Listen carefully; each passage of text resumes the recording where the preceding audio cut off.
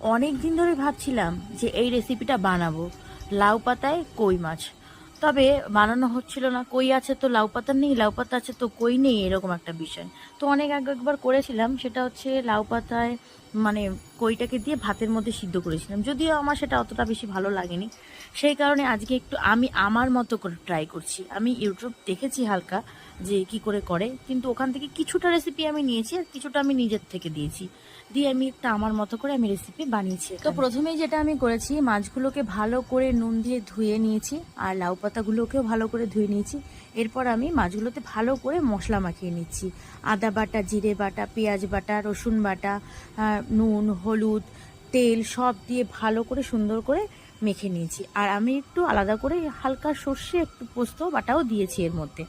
ভালো করে মাছগুলোকে মেখে আমি প্রায় আধা ঘন্টার মতো ম্যারিনেট করে রেখেছিলাম। সেটা তোমাদেরকে দেখাইনি, তোমরা একটু